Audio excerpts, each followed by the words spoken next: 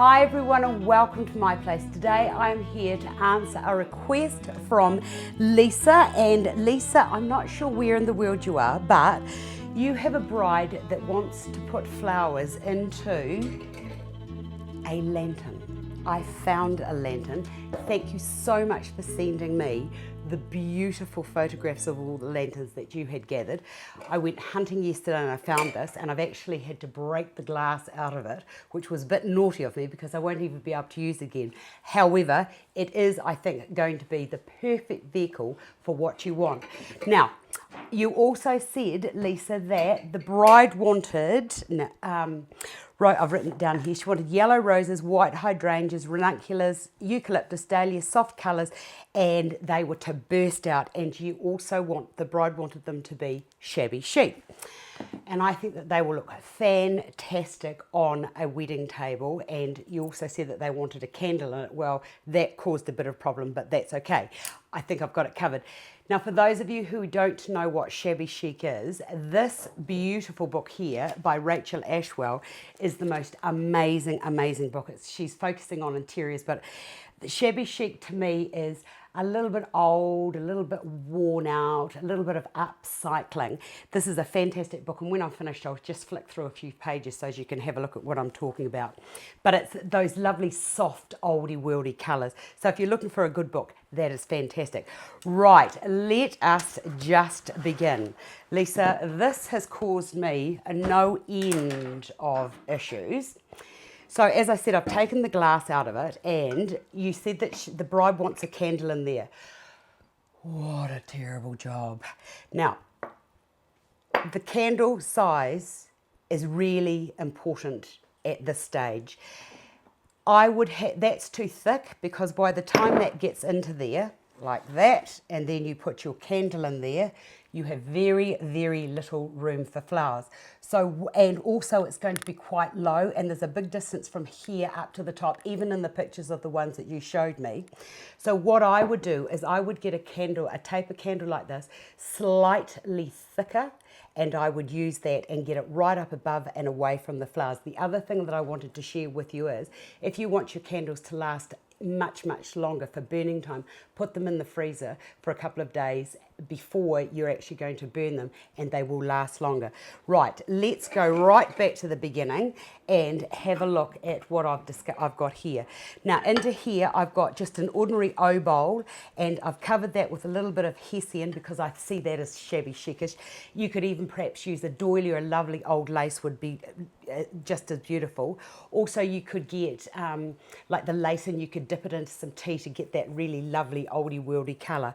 Now, I've just used half a block of Oasis. Let's just imagine that we're using a bigger candle. Here's a little tip. If you're putting a round into a round, what will happen is that will actually in time start to move. So normally what I would do is to just get my scissors or a knife and just take that edge there off, and then do it on the other side. And if I had my scissors, it would be much better.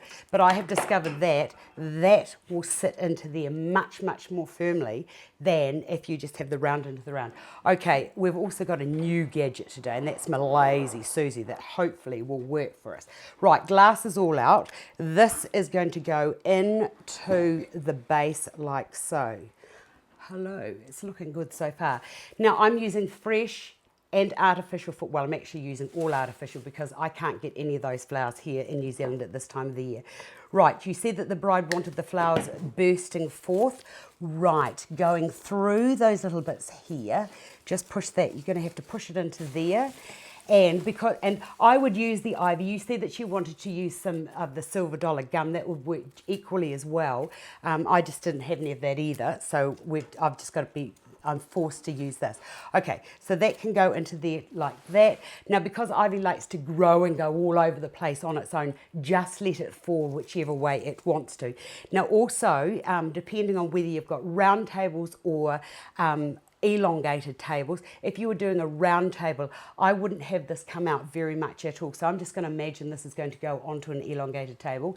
The other thing that you could do if you wanted to is you could actually wind that around the exterior of the base of your lantern. doesn't matter, whichever way you want to do it. I'm going to just have mine all sort of bursting forward.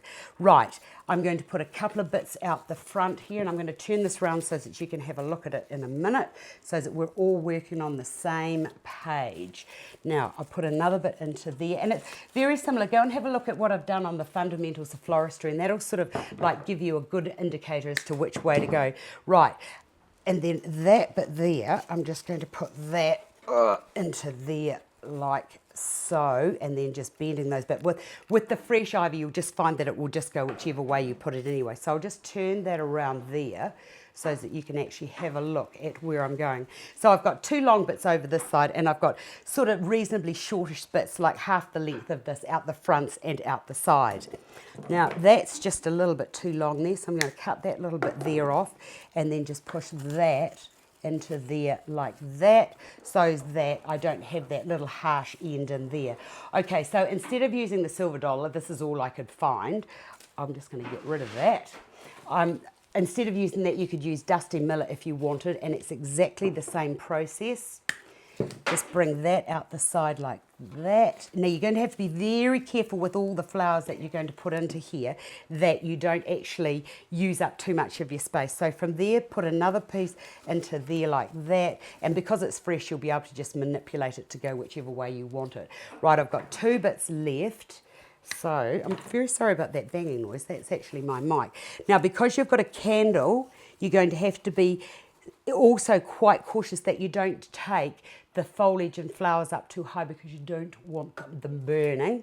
And because I've put that bit there, I'm just going to bring another bit and put that to the side there. So I'll turn that around so that you can see it and get rid of half of this mess there. So far it's starting to look, we've started from the base and we're working into the center. Right, you also said that you were going to have some hydrangeas. I've got some lovely little, these are actually fresh, and I like to do fresh and artificial together. If I'm stuck and you guys out there need me to give you a hand, you just have to accept what I can find. Now that longer bit can go out the side like that, and then because I've got this other bit, I'll just bring that out to there. Now also, I'm trying not to make this round and formal like usually we would normally do. I'm just trying to have it so that I've got a few, so that it looks like it's just picked out of that garden. So I've got a bit here, and a bit over there. Right, I've got another bit of hydrangea. So what I'm going to do with that bit there is I'm just going to take that up into there like so, just filling in the holes. Right, from there I've got, now I couldn't get any yellow roses, but I did find some ranunculus. So cutting these quite small. It'd be nice if that candle was a bit higher, but never mind, we haven't got one that's higher. So I'm going to put that there, and then I'm going to bring that out and over to there. And because I've done that, cut that there off, because I've done that there, I'm going to bring that over to this side. Push that into there, and even though I've got that big ranunculus there, I'm just going to bring that over to there. And even though that looks a bit squashed in there, that's okay. So I've got a bit here, and then I've taken one high and then one lower there. Right, now what else have we got here? It's quite cool with this Lazy Susan. I'm quite enjoying working with it. Right, some little white roses. Keep those quite short. Put that into there like that. In fact, I don't think, Lisa, that you will get very much into these at all. So you'll have to just make sure that whatever candle size you've got it right up there out of the way. And I think that you don't want it to go too high up either, because you still want to be able to see the light coming through. Right, you said, what else? You want some pink, bride wanted pink roses. So we'll put that into there.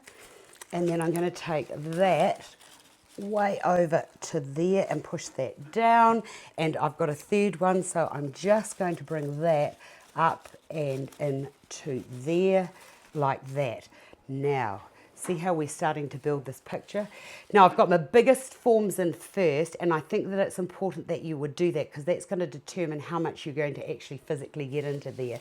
Right, from there, if you wanted to add some blue hydrangea, you could have a little bit of blue bursting from there. Because I've done that there, and I've only got 2 bits. I really would like more of that, but because I've only got 2 bits, I'm just going to put a little bit there, and then I'm going to take the other bit down as if it was just sort of like growing there on its own, so that's just poking through there. Now I've got 1 purple sweet pea, so cut those short and then start putting your little bits in. So put a little bit into there, and then I'm just going to put that little bit over into there like that, so that I've got those balances there. And then I've got this anemone, this lovely lavender anemone, so I'll just cut that down. And I'm just going to put that in and around over to there. Look at that, isn't that just sweet and delicious?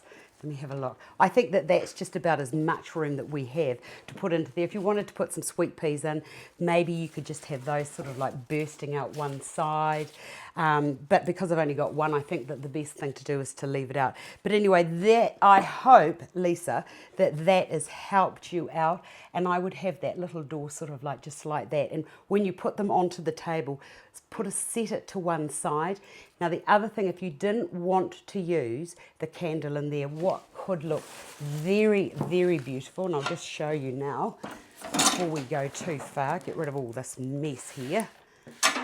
What I would like to see is that on the table surface as it is, and then why don't you get some beautiful little candles and have those sort of like clustered in little groups running all along the table.